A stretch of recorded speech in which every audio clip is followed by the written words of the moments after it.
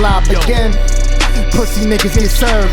Another bridge to burn. Either live or you learn. Digits get earned. Off the head top, it ain't perm. Never been the type to curl like Big Worm. Catch your fade over your shoulder. Try to test my release. You get deceased. Smoke like the kush overseas from Middle East. No beast. I ain't touched that shit since 12 or 13. Ducking 12 from lurking while we skelling murk things. Counter clock my life and still laughing most of the timeline. Try to come between me and Fetty, a fine line.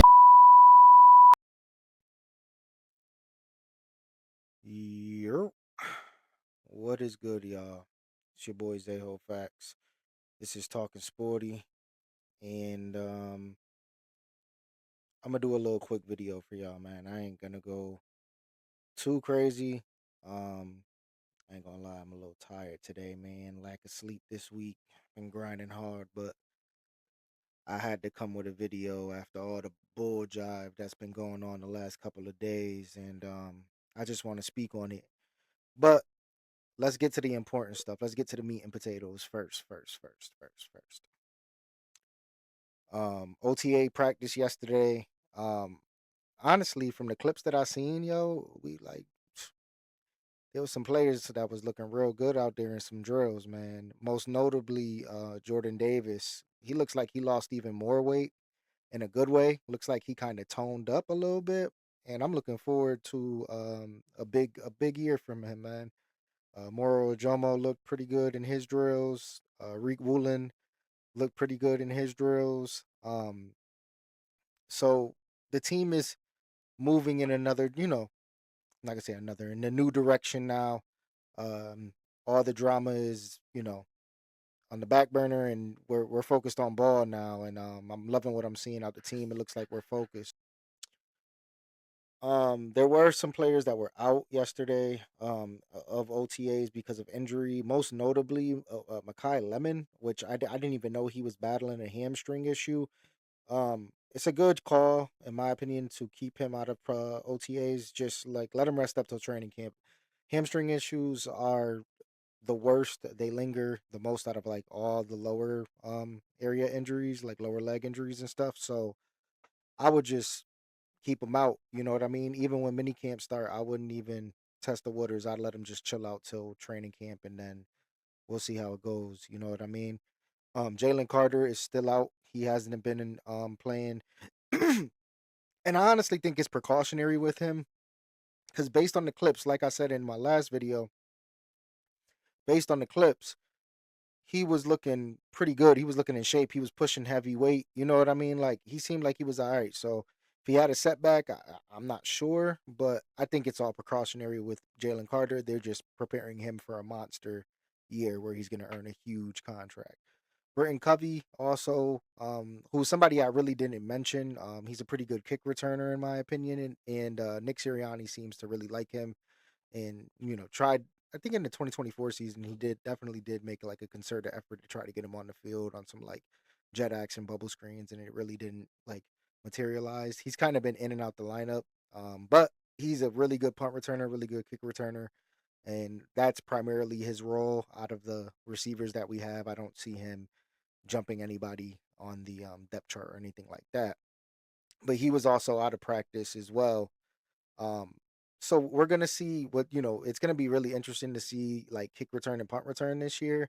I honestly think we should give Makai Lemon. He's a rookie, you know what I mean. And with the receiver depth that we have, like I honestly would put him back there. But that's just me. Um, it looks like that we're gonna be in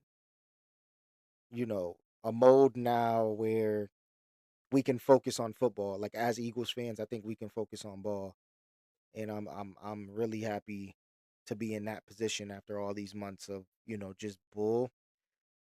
The unfortunate thing of everything that has kind of transpired in the last couple of days, I didn't make a video yesterday, and that was purposely because I really didn't even want to talk about this, bro. Like this is gonna be a quick video. Like I'm like, you know what I mean? Like Spurs and Knicks about to play. So I'm about to watch that and shit. But I just wanted to come to y'all because this is like it's a blessing in disguise that we're past this point now. AJ Brown, and if y'all didn't hear the news about what leaked out yesterday, AJ Brown and Hassan Reddick supposedly were beefing. during the 2023 season. It was over a massage therapist that they both allegedly were messing around with. Long story short, AJ, I guess, got like real tender about it. Jalen was kind of in the middle of it, and he didn't really. He wanted to keep it ball. He wanted to keep the main thing, the main thing. And AJ, that kind of shifted AJ and Jalen's relationship going forward. And then there was a bunch of other alleged things about what followed that into the 2024 season after Hassan Reddick was traded. AJ calling out the passing game, AJ requesting a trade, AJ, reading a book on the sideline. And those things kind of boiled over, even though we won the Super Bowl, it boiled over into the 2025 season. So even though we had really piss poor play calling, because I don't give a fuck, I'm not giving Kevin Patullo an excuse. I don't give a shit. All this shit could come out. You're still a bad play caller, dog. You're not getting off the hook for that shit. Anyways, AJ Brown allegedly sabotaged games, dropped, gimme balls that were usually, easy for him to catch, not giving the effort, which we all know, bro. He didn't give his full effort blocking. He didn't give his full effort going for certain balls that he used to go for. And two things can be true. He has a degenerate knee issue that's been holding him back a little bit for the past couple of years. And he also didn't want to be in Philadelphia in 2025. Both of those things can be true. Both of those things can be true. And all I want to say to that is, I was joking around with my boy yesterday, and I said like that 30 for 30 in 10 years is going to hit like crack. The fact that we were resilient enough to win a Super Bowl, going through all that shit behind the scenes, and then also being one of the most heavily scrutinized teams just in general because of how those problems transpired to on field, and we can see it as fans, as media, as spectators of the sport. We can see something isn't right. We can't put a finger on it. We're thinking it's football related, and it may not even be football related. It has everything to do with chemistry.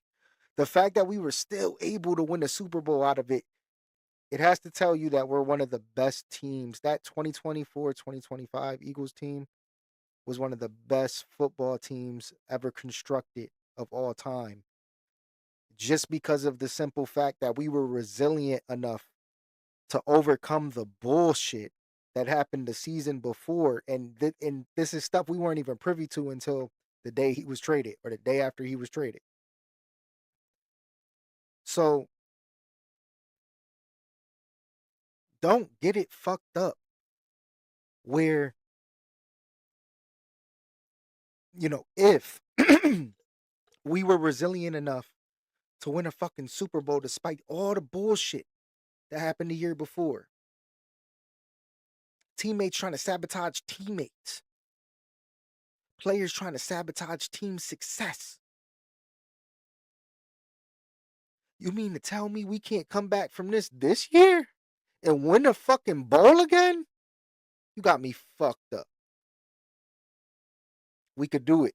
We got the talent to do it. We got the defense to do it. The offense will get it fucking together. Because one thing I know about my QB1, despite all of the limitations, and this is me being as objective as possible, because I ride for Jalen Hurts, dog. I go at it with my boys that don't fuck with the Eagles, that don't fuck with Jalen Hurts. And I defend Jalen Hurts because he's a fucking winner. And that's a lost start in this fucking, statistic-driven culture that we have, where everything's based off 4,550 touchdowns with no fucking success. I'm sure Dan Marino will trade one of them 4K seasons for a ring. Ask him. So I say that to say Jalen Hurts got limitations, yes. Jalen Hurts is a little bit risk averse when it comes to putting the ball in tight windows sometimes. Yes. But to say he can't do it is wild. And I think he will do it this year because despite the nonchalant act like I don't care, I think Jalen Hurts is possessed in terms of what he sees and what people say about him. He might be a fucking psychopath, y'all. Certain things that are said about him he stores in his brain, bro, and he attacks those narratives over and over and over again. One day, when it's all said and done, Jalen Hurts is gonna do an interview where he'll speak his mind on the things that people say about him. And that time ain't gonna come no time soon because he doesn't really fuck with y'all niggas. Like I'm sorry to say it like that. Like, like I'll be real, he just don't fuck with people because people are two-faced, dog. People are two-faced when it comes to him. They'll smile in his fucking face and then they talk mad shit and be disingenuous towards him behind his back. So he'd rather just be the villain. And Philadelphia is the perfect place to be the villain. So I just went on a tangent for my QB1, man. I'm an Eagles fan. I fucking bleed green. And at the end of the day, I feel like I was bamboozled as a fan because of how good of a player AJ Brown was. Because if any of this shit is true, I got to look at AJ Brown completely differently in terms of a culture builder, in terms of a person that wore that C on his chest, dog. He wore a C on his chest. And there was and like I said, it all could be conflicting. I don't want to just go on a tangent and shit on AJ Brown if he don't deserve it. I don't know this as fact. I don't. All I could tell y'all is what's been reported and what's behind the scenes. I'm not gonna go into the specifics about his car and um the specifics about his wifey and all that. I'm not gonna do that, bro. Because at the end of the day, what did I say in my last video? The deed is done. It ain't gonna bring AJ Brown back. It ain't gonna bring a happy AJ Brown back into the fold, and it ain't gonna reverse what's already been done. I think it's pretty interesting, uh, how he said, when he did mention family, because you can do what you want with the conspiracies, you can do what you want with that. But I know as a man, and this is just man to man, and anybody who got a family, you're gonna value your family's opinions. You're gonna value your wife's opinions, and you're gonna value your future.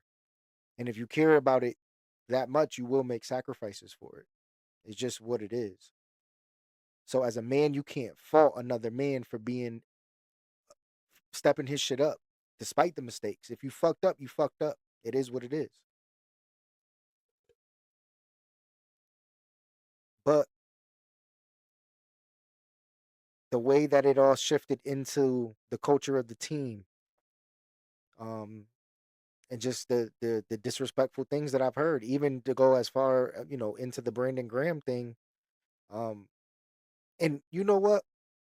I will say this: I love BG. BG hands ain't always the cleanest when it comes to some of the social media things, some of the interview things. He's a really social person, but guess what? He's also an OG. He's also a guy that's never wore another jersey but midnight green. He's a guy that demands respect. So I'll probably, by my bias, always side with him, no matter what. It'll always be 5-5 over anybody else. Same way it'll be 6-5 over anybody else. That's real shit. And until I see Hurts go anywhere else, it's gonna be 1 over everybody else. Smitty too, 6 over everybody else. You homegrown? You family. So I'm gonna let y'all go, man.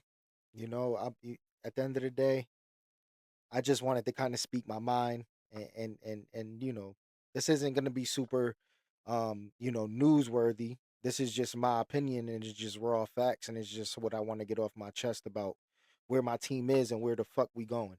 Because at the end of the day, Narratives will be spun. People will make their own assumptions about what the fuck happened. But guess what? At the end of the day, we know where we going, and that's all that matters.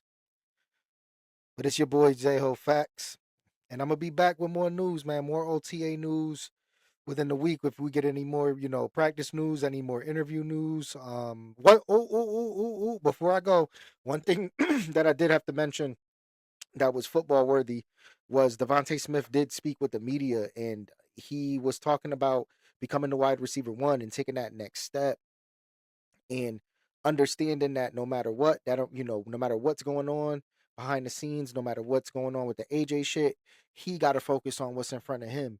And I think the one thing with Smitty that this offseason that people haven't realized is the leadership, dog. I think he's going to be a team captain this year.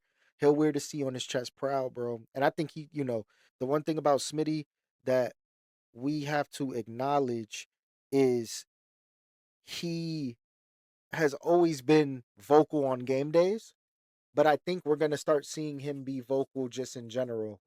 Maybe even during practice, he has to lead these receivers. You know what I mean? Even though Hollywood and him are, kind of on par with the amount of time they've been in the league. Elijah Moore, same here. He's the alpha in the room, and he has to lead as such. Everybody else will follow suit. But I just wanted to bring that up real quick. It's your boy Zayho Facts.